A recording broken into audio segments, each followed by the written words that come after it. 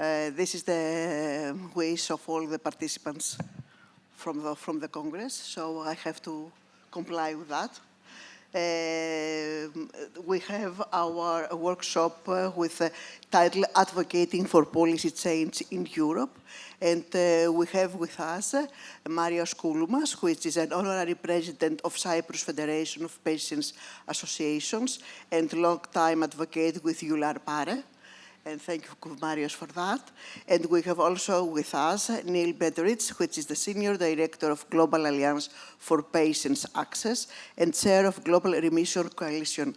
And this is a very big movement because we're also one of the members who have with Coalition, and it's very important because Coalition is not just, as I told, a medical term for patients. It's just having our lives back. So this is what Neil will present to us to see what is the purpose of that coalition. And as I see that we have supporters here, our representatives of pharma, please, if you will find a case, just see the website and contact Neil if you would like to be part of that. It's very important for all patients worldwide. Thank you very much. So can we have the presentation to start, Neil? Okay, thank you, Neil. The board is yours. Thank you. Thank you, Gedi, for the introduction, and thank you for the invitation. It's a great pleasure to be with you today. And welcome in Cyprus. I hope that you enjoy your stay in our beautiful island. So I would like to start with his agenda. Okay, I would like to start and ask you, and please, I would like to have your feedback. What do you think, is it important, the personal appearance for the meetings and communication? What do you think? Is it important?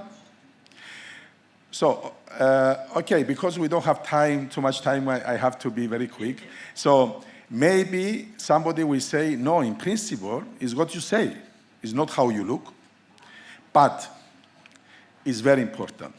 The first impression is make the difference and send a strong message. So the personal appearance could be also very important for the final successful of the meeting and communication. So also how you present yourself is send strong message to the others, and also show that you are professional, but also affect your organization. How seriously is your organization? Also, you have to remember that the personal appearance is not only affect how the others see you, but also affect you, because it gives you confidence and you perform much better. So yes, it's very important, the personal appearance. I just want to share with you some study. There is many studies about that. One study that I found recently says that the personal, the physical presentation, influence 55% of the discussions. Also, the voice, how the tone of your voice, how you speak, influence 38%, and the content, what you say, how much? 7%. So the personal appearance is very important. And I don't know how many of you have seen the series in Netflix, Suits. Yes. So very famous. So I saw all the 9 sessions. So always they have been dressed perfectly. Thousands of dollars, costumes and suits and everything. Why? As the Harvey is the main figure of the series, says, people just respond to how you look. So dress like you mean business. So this is what I would like to share with you about personal appearance. And is really something that is related to advocacy. Because advocacy, it means that you speak, you meet policymakers, politicians, and so on. So about advocacy. Advocate, of course, is someone who supports another person in order to express the views of the another person, in order to protect and to raise their voice. So this is the advocate, and everybody can be advocate, and not only for the patients, only for our organization, but for everything. Also, advocacy involves either individuals or groups with power, authority, with money, with expertises, in order to promote and defending the rights of individuals or of the community, and for example, the community of the patients. So there is a professional, health professional, that is one of the best advocates of the patients. Can you name it? Can you say who is the professional, health professional, who is close to patients and advocate for patients? Nurses. Nurse is globally the best advocates for the patient rights, because it's a health professional who is very close to the patients. So, original, of course, the advocate, if you say advocate, everybody thinks about the lawyer who support people in the court. And recently we have a very successful campaign in Cyprus. We have implemented the legislation for the rights of the patients. And for the first time, we have appointed, last week, the first patient advocate, which is an independent institution in the government with the responsibility to implement the rights of the patient. So it's a very successful campaign from our federation. And when we started this campaign 10 years ago, and when we have started to say advocate, patient advocate, everybody thought that is a lawyer support patients in the court. Nothing to do with that, of course, and we say that in the next slide. Of course, advocate comes from the Latin. It says ad voice. So it means, literally, to give voice to another. So this is literally what does the advocacy mean. So what is the patient advocacy? Patient advocacy is, from my perspective, is three pillars. So support, represent, empower. So in order to ensure that the rights of the patients are implemented and also have access to health care. So the core elements of the patient advocacy is the representation of patient voice. I heard Neil say, for the last 25 years or 30, we knew each other, always said, nothing about patients without patients. Nothing for us without us. So this is the meaning of representing the patients. Access to information is very important. Also, I hear Neil say many times, inform, share, decision making. Is that right, Neil? Yeah? Yeah, I learned 25 years to hear you. So also systemic changes, to make changes to the healthcare system. So this is one of the elements that is very important for the advocacy. Also empowerment. Empowerment is very important because the patient should understand their rights and should strive for implementing their rights. So it's also very important. So sorry to be so quickly because we don't have time. Otherwise, we can have discussions, but maybe we have some time in the end for discussions. Let's see now the concept. So patient advocacy. Now we move to the patient advocacy. No, we already. Yes, the patient advocacy means to support and represent patient rights. Yeah, the lobby health. So is that one that we already presented in the last slide? Lobby health. It means that we influence the decisions from the policymakers. Health policy participation. It means that the patient should have a chair, a position in the table where the policymakers, the politicians discuss the policy and strategy. So we should have from the beginning, as a patient, a seat in the table. Campaigns is very important. All this is about advocacy because each one of these, they support our demands. Campaigns. So we need the support of the public. And how we create public support is make campaigns in order to inform the public, the people, in order to press the politicians and to accept our demands and our things that we ask for the patients. For example, if we we have as a rheumatic patient organization, we have work with the rheumatic patients. Why we do that? Because we bring people there and we have informed the people and they make the pressure to the politicians. We have the self-management. Self-management means that we educate people, we educate patients in order to understand their rights, in order also to manage their disease. This is very important also. And the health literacy is something that we bring now in our agenda in Cyprus. It's something very important because we have the technology now, and many of us, they don't understand how to understand the technology, the new one, applications and everything. So we need the people to educate in order to find, understand, and use health literacy in order to participate in the, as I said before, the informed decision making. So this is the key principles of the advocacy. And we have the clarity of the purpose.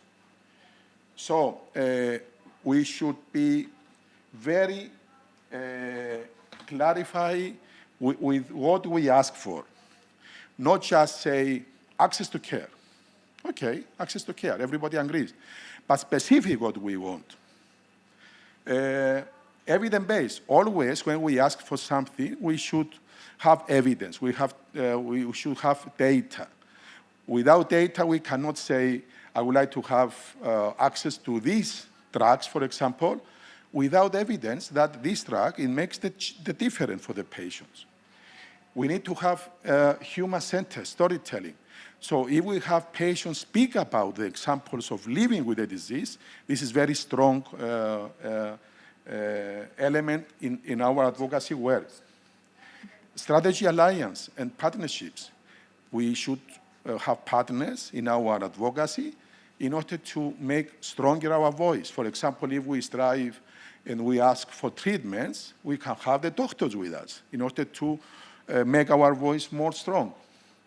Understanding the policy context. Always we should know the legislations, how the decisions will be made, who is the politicians involved, who is the policy makers. We should know understand the policy context in our country, but also in the EU. We should understand this in order to make it the advocacy. Target message, communication. This is very important because messages should be also target the different groups, different audience. For example, if you go to the financial minister, he doesn't care about health. He's not the minister of health. So if you go to the financial minister and ask for money, you have to show him that it's in the benefit of the budget if he gives some money for the treatment, for example. If you convince him with data that if you give money for treatments and then you have save in other budget and then maybe you convince him. Don't say to him about health because he doesn't understand and he doesn't want to know about health. Constructive engagement. It was a time that the patients, they just shout. Outside of the policy makers, of the politicians, just shout. I want treatment. No. Now you have to be constructive, dialogue, convince, evidence. Persistent. No change has come from one day to another.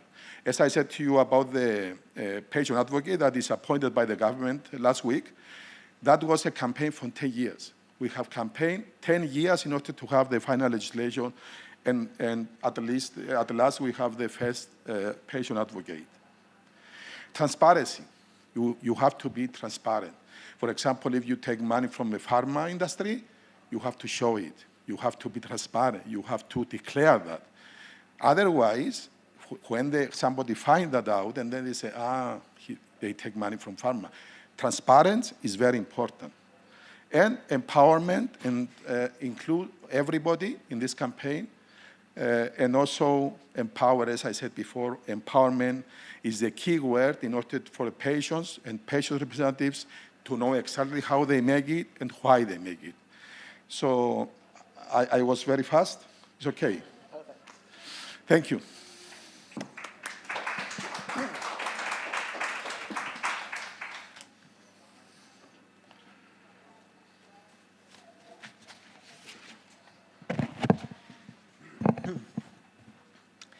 Thanks, Marios, and thank you very much, Cathy, for the invitation to join you. Thank you for choosing to be here.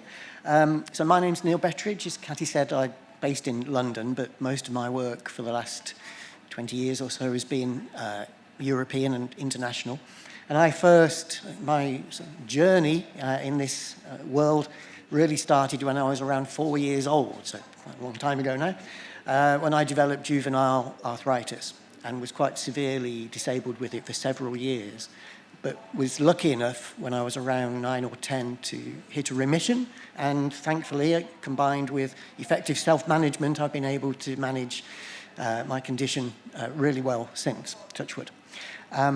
All of that got me into advocacy later in life, excuse me, initially through the UK patient group Arthritis Care, and in that period, joining with Marios and others at EULAR, where I first became the vice president, I think, in 2001. So yeah, about 25 years, Marios.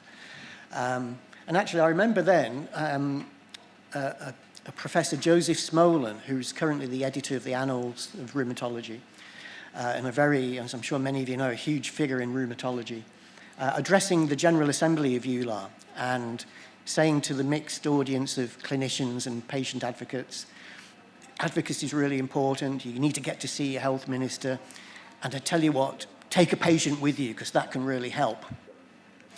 Joseph and I went on to establish the advocacy function at EULAR some years later through good close working. And I couldn't resist the temptation at a General Assembly meeting a few years later to address the same mixed audience and say, advocacy is still really important. You should go and see the health minister. We're going to be going to Brussels to talk to the Parliament, and take a doctor with you, because that can really help. And I think, you know, it wasn't so much a pendulum swing as a coming together, but I think the fact that EULAR as a medical society asked me to lead its advocacy function, I think is probably the only medical society to ask a non-clinician to do that kind of thing. So that shows you the value of partnership, one of Marios's key principles for effective advocacy. And what I'd like to do with you now in the next few minutes, conscious of the shortened time, so I'll also go quite quickly, is do two things at once. So I hope you've had enough coffee. I'm going to inform you about what the Global Remission Coalition is here to do and how it works. And as Cathy said, Sjögren Europe is a member. And at the same time, I'm going to try to address every one of Marios's 10 elements to show how I think the coalition is delivering on that. And you can tell me afterwards if that's accurate or not. We use this word pursue, pursuing remission. This is a coalition where in focus we have immune-mediated inflammatory diseases. That's not the kind of language that ordinary people use, so we talk about inflammatory chronic conditions. Still not perfect, but best we can do. And we know that not everyone living with Crohn's and colitis or rheumatoid arthritis or psoriasis can achieve remission, but we believe it should be the goal for all. And as therapeutic advances more and more, thankfully, come along, this should increasingly be the target, we believe. After a year of consultation discussions with stakeholders truly around the world, both online and in-person meetings in Latin America and Asia, as well as Europe, we launched the coalition at this year's World Health Assembly, alongside, I should say, this year's World Health Assembly in May. And we had 35 members who joined since, I think, Christmas when we announced the intention. So it's a fast-growing snowball. And the first thing, I think, as Marios said at the beginning, is know what you're here to do, as well as communicate that effectively. So we developed a very simple kind of purpose statement, And this project belongs to the other organisation Cathy mentioned at the beginning, GAFPA, the Global Alliance for Patient Access. And very simply, that's an independent, not-for-profit, which brings stakeholders together, patient advocates and clinicians, and whoever else needs to be in the room for a particular conversation, payers or whoever, to see what the common agenda is. What are the unmet needs in this specific disease or set of diseases, or it could be around a topic like shared decision-making or HTA. And by identifying what the stakeholders are themselves identifying as the key issues to address through advocacy, we will then help develop white papers and policy statements to get everybody almost literally onto the same page. And having established that, what are the advocacy intentions, then figure out what resources are needed to help those guys do the job. So my organisation, although I'm kind of a lifelong advocate, we're kind of directing from behind here because it's the people we work with who are the real experts and they need the resources to do the job. And very often those meetings might be international in nature, but then we would be supporting the organisations to do their work mostly at the national level because that's where most of the decisions get made, right, about treatment and so on. So that's what this short statement, probably more concisely than I just said it, is setting out to describe. We set up a platform, bring the stakeholders together, they work out what their agenda is, we work with them to give them resources, and I'll give some examples of those resources, to do their advocacy even more effectively. Strategic alliances and partnerships. Together, we're stronger, usually. And so for us, it was important to have a membership system. We now have 61 organisations from across 5 continents. And I think that shows, well, hopefully it shows that we're communicating quite well because people have heard of us. But it shows, I think, the importance that these stakeholders place on the topic of remission.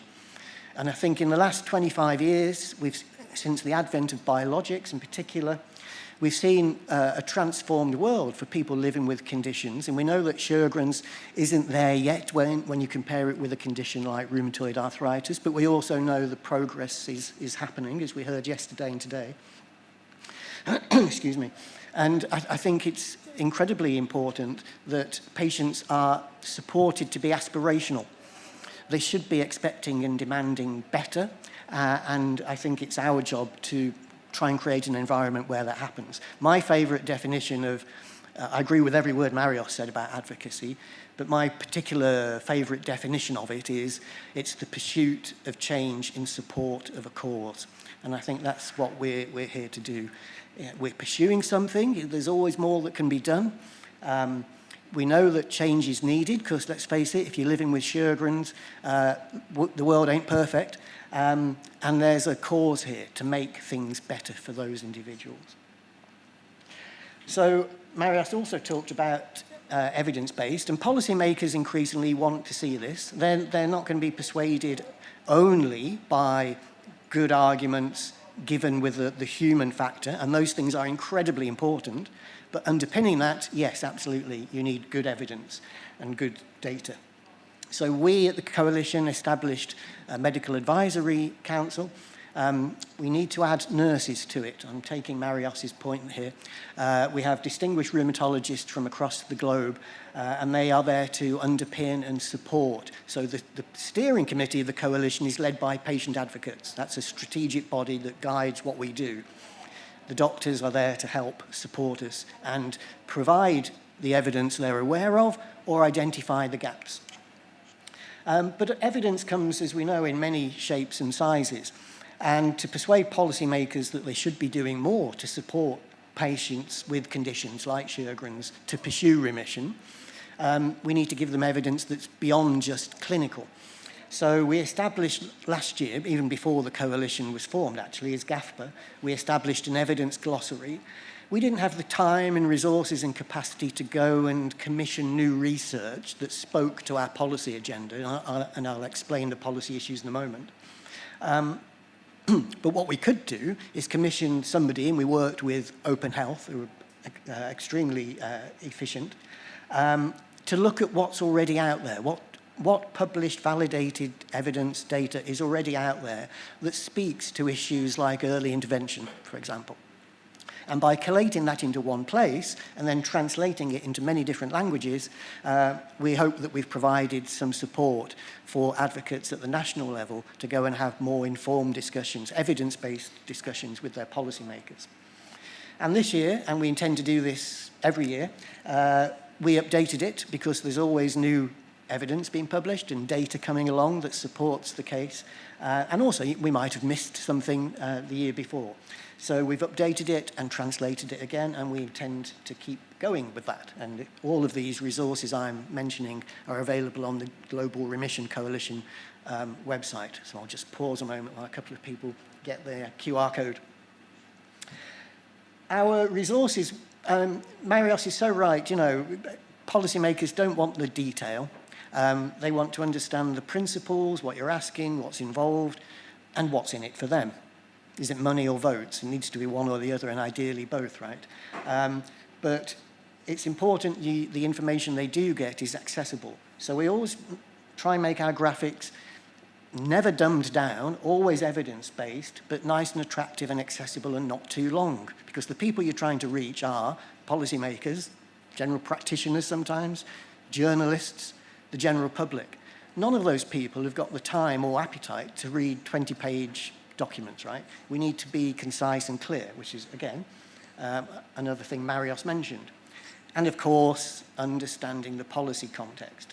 And as a global coalition, we know that things happen differently in China versus Sweden. And we know that we have to develop and adapt the resources and support the stakeholders to use the arguments which work well where they are. So, nevertheless, we have some overarching issues that we want and that the stakeholders themselves want to communicate about. And it's very clear to point out what the benefits are. If policymakers are most worried about demands being placed on their healthcare systems and the costs that come with that, then let's make it clear how addressing, in this case, the pursuit of remission can actually make a contribution to the sustainability of healthcare systems. Because let's face it, suboptimal care is what's wasteful, right? Because then the patient is a frequent flyer, they have to keep going back because the treatment isn't working well enough. The quicker you can get someone to be optimally treated, the less likely they are to be wanting or needing, rather, to make demands on the health service. So let's build that narrative, that argument. We want, most importantly of all, of course, to see better quality of life, and we know that well-treated, early-treated people with inflammatory conditions tend to have better patient outcomes for a longer period, and that there are other benefits to society as well, economically and socially. And our glossary, evidence glossary, picked up quite a bit of socio-economic data that talked about people being supported to be productive in the workplace and, you know, paying taxes instead of claiming disability benefits. Marios also talked about targeted messaging, of course, and communication, and, you know, make sure you've got a clear policy agenda, right? Now, these 6 issues have come out of the main work stream we've had this year, which is rheumatology. It could be as we develop and gastro and other conditions talk to us, they may have a slightly different set of policy issues. Psoriasis stakeholders might talk to us about stigma, for example, being on the list. Mental health, as we heard this morning, is always a contender. But for now, there's been a lot of consensus around these 6 issues. For the sake of time, I won't go through them all. But a lot of them are things that Marios has touched on anyway, in empowering people to live their lives better. And as Cathy said in her introduction to this session, for you, Cathy, you know, and for people you represent very often, remission isn't a clinical term, or isn't only a clinical term. It's about getting your life back. Perfect. And so issues like promoting awareness of the benefits of early intervention are things that we're seeing stakeholders now actively advocating for in different parts of the world. The same messages adapted for different settings, different geographic and political settings. Human-centered storytelling, yeah, we know it helps enormously, along with the evidence and the data, making it about people, not diseases, making it about people, not patients, even. So when we're talking in a one-pager about what remission in rheumatic conditions looks like, let's make sure that we're focused on the fact that people live with these conditions, which is why we're doing all of this. And in terms of just some of the recent things to give you a flavour of it, we're having a series of webinars. The next World Arthritis Day is tomorrow, right? So there'll be a webinar going out on the Global Remission Coalition social media handles and website, where several of our members who are doing different things around the world with a relevance to remission will be sharing what they're doing. We'll have resources being published every day this week because as many of us know, those of us who helped set up World Arthritis Day 25 years ago, it's Osteoporosis Day on the 20th, so why don't we have a week and not just a day? So a lot of stakeholders in this community do that, and we're one of them.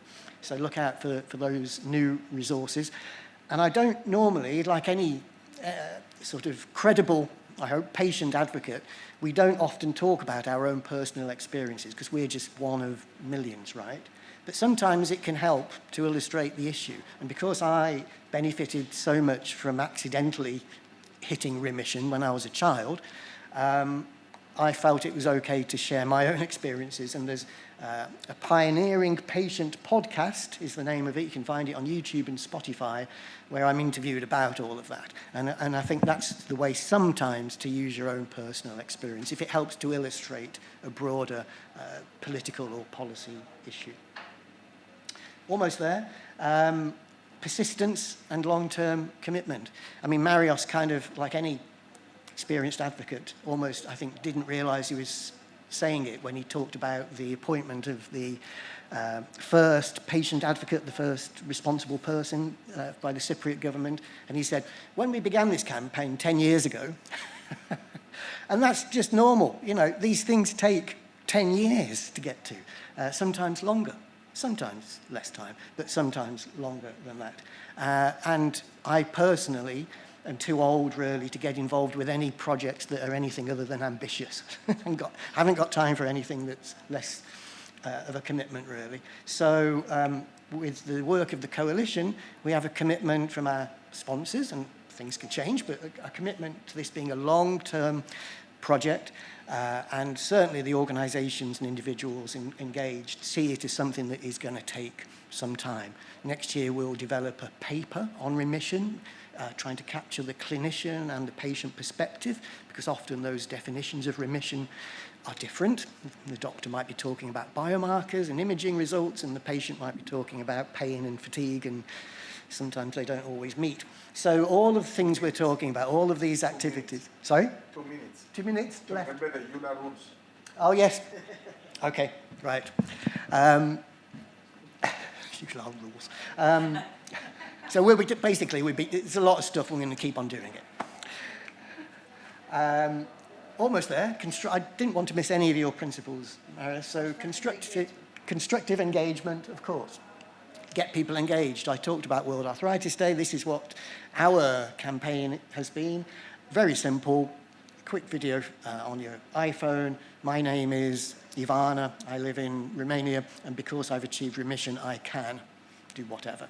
And then a sequence of other patients talking about what remission has meant to them. The human factor, again, but fun. But strategically, getting the word remission more commonly used in these communities. People associate it with cancer, probably, with oncology, right?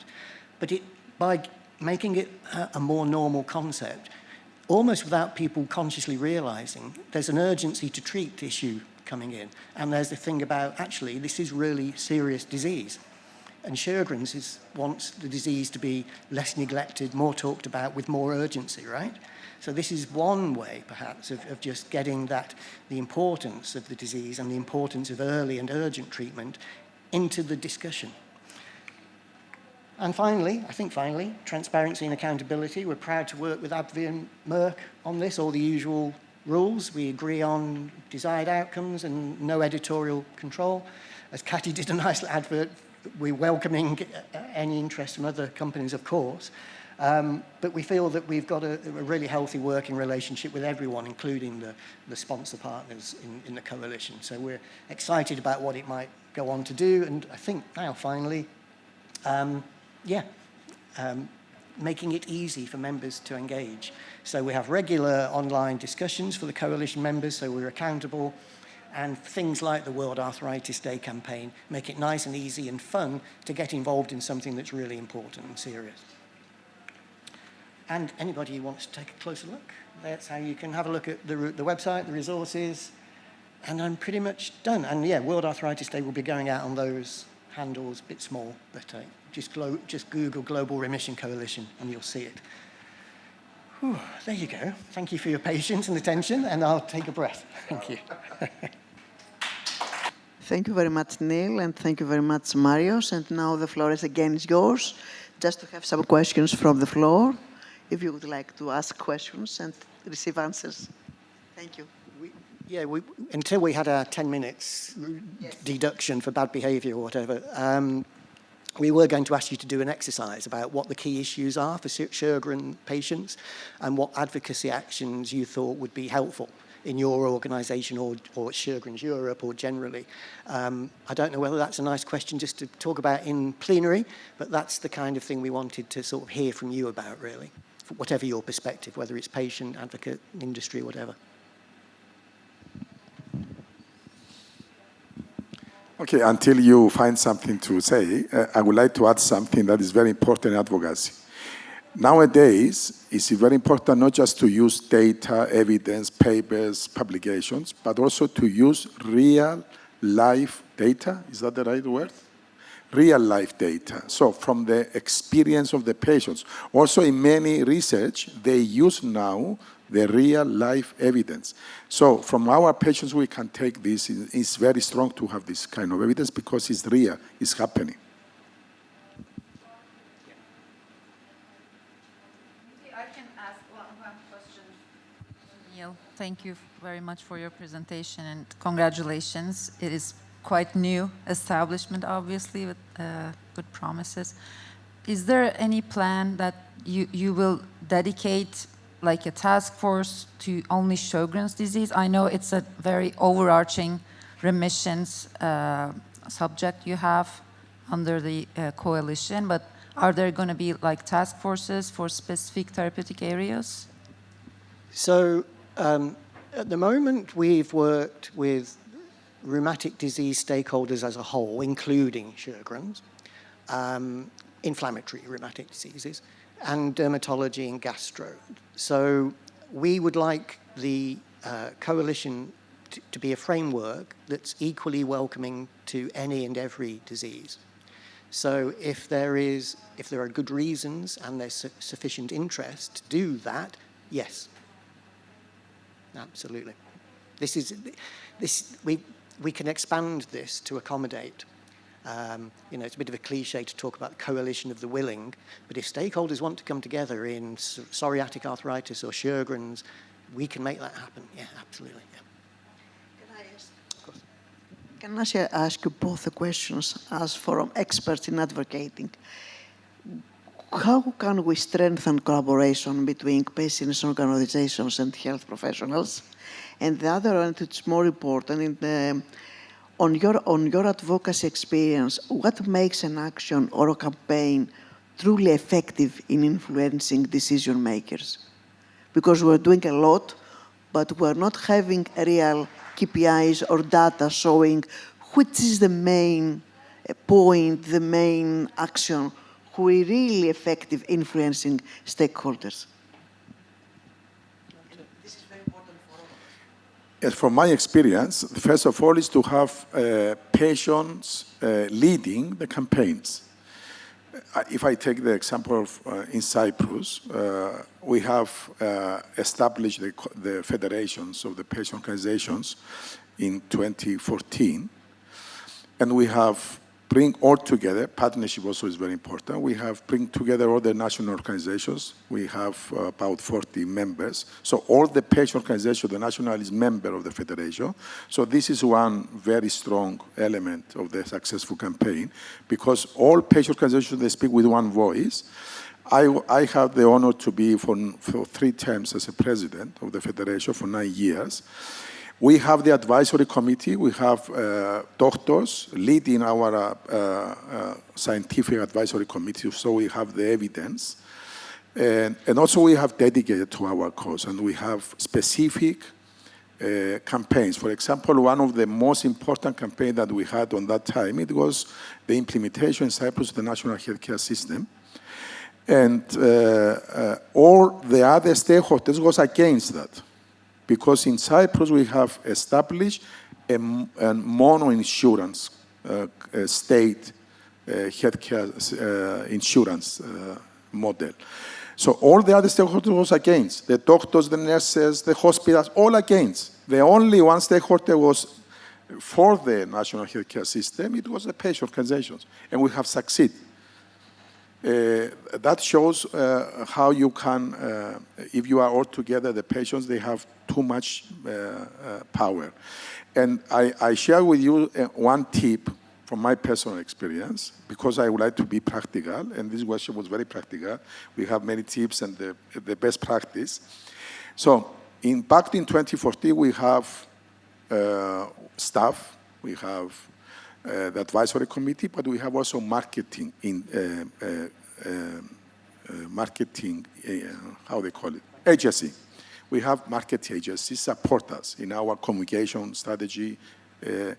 And the thing that they have bring to us in order to implement, it was the one that I follow. They said to me, as a president, you have to get to be a health star system. You have to include in the health star system. You have to be star.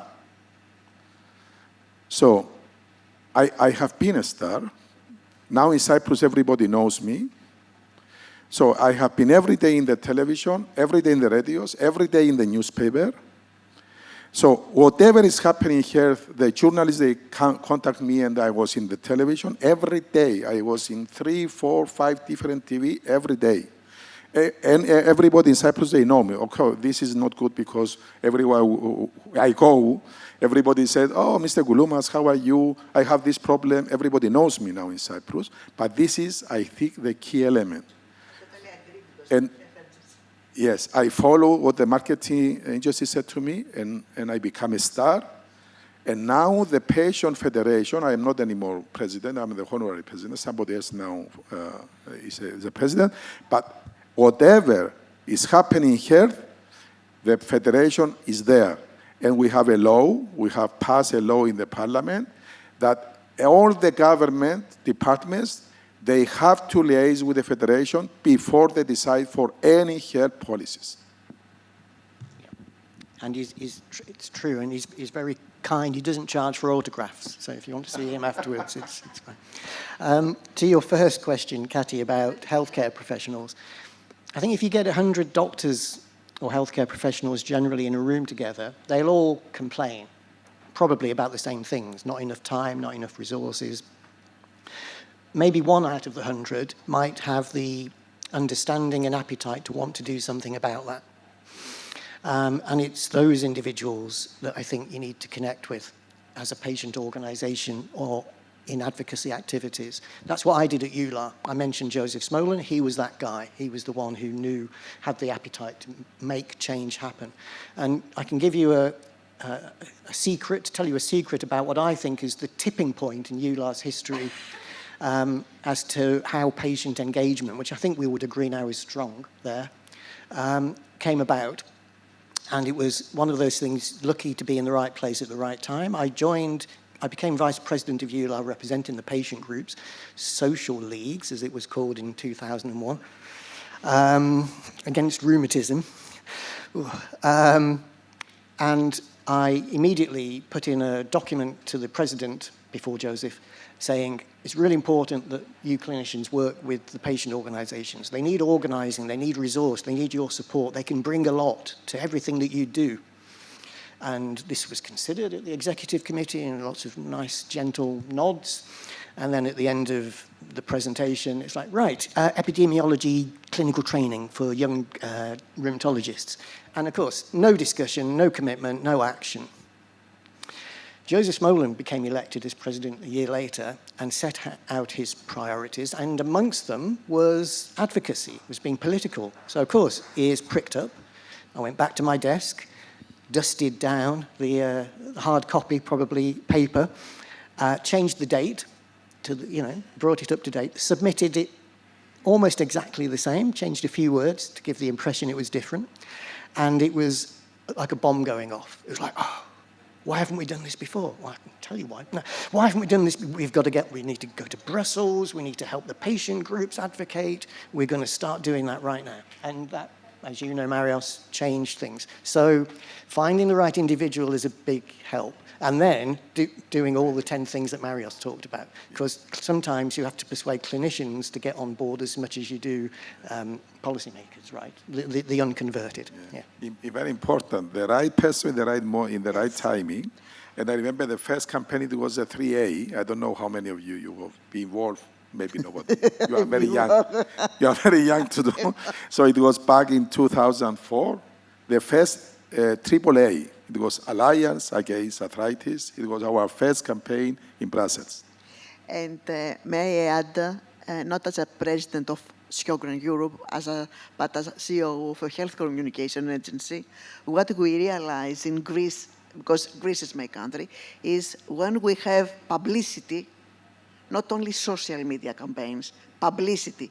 When we include and we have the journalists with us and have big press clippings and asking questions, then somebody from the governmental, so the stakeholders, see, oh, what is happening here? And this is the key. Make and have the journalists with you.